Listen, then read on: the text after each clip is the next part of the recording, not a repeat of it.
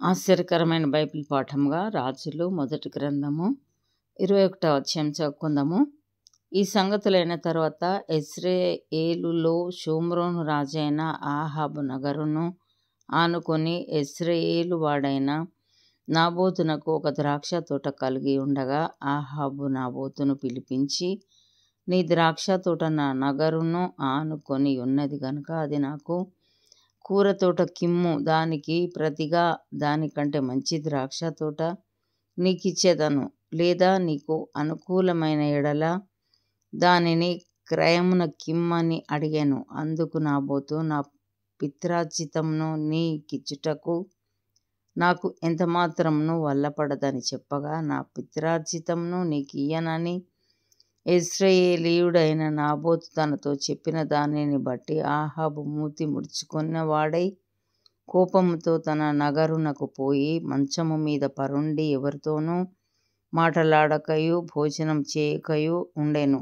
అంతటా అతని భార్య అయిన యెజబేలు వచ్చి, నీవు మూతి ముడుచుకొనిన వాడవై భోజనం చేయకయుండెదవేమని అతనిని అడగగా, అతడు ఆమెతో ఇట్లనెను, నీ ద్రాక్ష తోటను క్రయమునకు నాకిమ్ము, లేక నీకు అనుకూలమైన ఎడల దానికి మారుగా మరి ఒక ద్రాక్ష తోట నీకిచ్చేదనని యెజ్రెయేలీయుడైన నాబోతుతో నేను చెప్పగా, అతడు నా ద్రాక్ష తోట నీకియ్యననెను. అందుకు అతని భార్య అయిన యెజబేలు, ఇశ్రాయేలులో నీవిప్పుడు రాజ్యపరిపాలనము చేయుటలేదా? లేచి భోజనం చేసి మనస్సులో సంతోషముగా ఉండుము. నేనే యెజ్రెయేలీయుడైన నాబోతు ద్రాక్ష తోట నీకిప్పించెదనని అతనితో చెప్పి, ఆహాబు పేరట తాకీదు వ్రాయించి అతని ముద్రతో ముద్రించి ఆ తాకీదును నాబోతు నివాసం చేయుచున్న పట్టణపు పెద్దలకును సామంతులకును పంపెను. ఆ తాకీదులో వ్రాయించినదేమనగా, ఉపవాస దినము జరగవలెనని మీరు చాటించి నాబోతును జనుల ఎదుట నిలవబెట్టి, నీవు దేవునిని రాజును దూషించితివని అతని మీద సాక్ష్యం పలుకుటకు పనికిమాలిన 2 మనుషులను సిద్ధపరచుడి. తీర్పు అయిన మీదట అతని బయటకి తీసుకొని పోయి రాళ్లతో చావగొట్టుడి. అతని పట్టణపు పెద్దలను పట్టణమందు నివసించు సామంతులను యెజబేలు తమకు పంపిన తాకీదు ప్రకారము జరిగించిరి. ఎట్లనగా వారు ఉపవాస దినము చాటించి నాబోతును జనుల ఎదుట నిలవబెట్టిరి.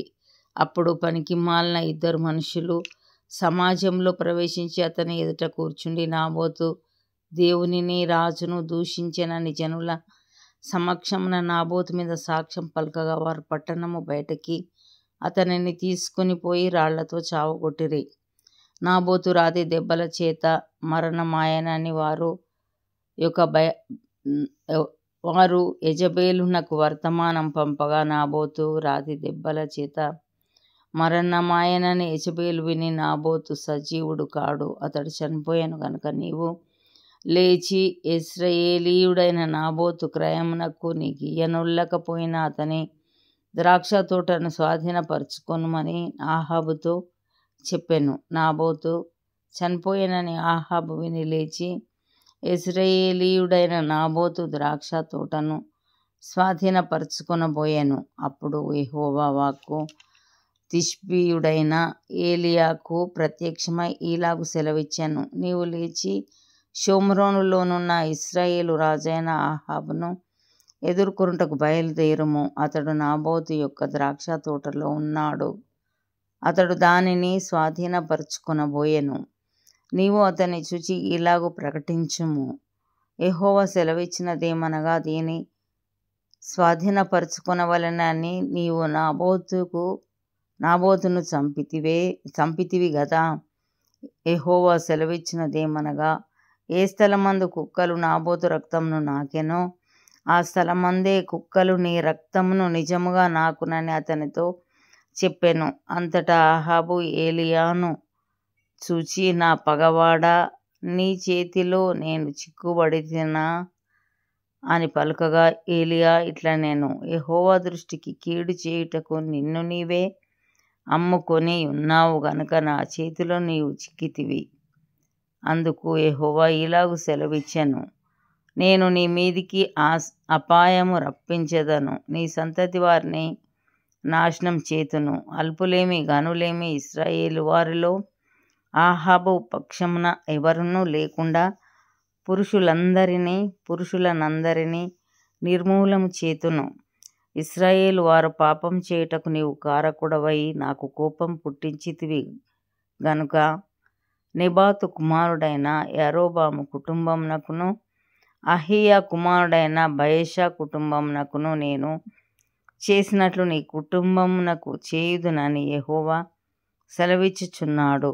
మరియు యెజెబెలును గూర్చి యెహోవా సెలవిచ్చినదేమనగా, యెజ్రెయేలు ప్రాకారమునొద్ద కుక్కలు యెజెబెలును తినివేయును, పట్టణమందు చచ్చు ఆహాబు సంబంధికులను కుక్కలు తినివేయును, బయటి భూములలో చచ్చువారిని ఆకాశ పక్షులు తినివేయును అని చెప్పెను. తన భార్య అయిన యెజెబెలు ప్రేరేపణ చేత యెహోవా దృష్టికి కీడు చేయ తన్ను తాను అమ్ముకొనిన ఆహాబు వంటి వాడు ఎవడునూ లేడు. ఇశ్రాయేలీయుల ఎదుట నిలవకుండా యెహోవా వెళ్ళగొట్టిన అమోరీయుల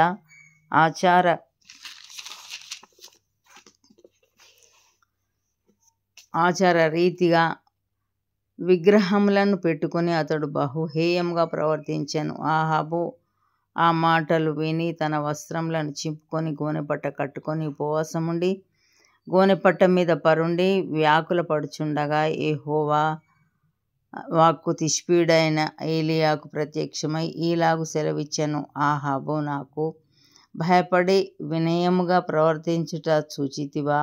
నాకు భయపడి అతడు వినయముగా ప్రవర్తించుట చేత ఆ అపాయము అతని కాలమునందు సంభవింపకుండా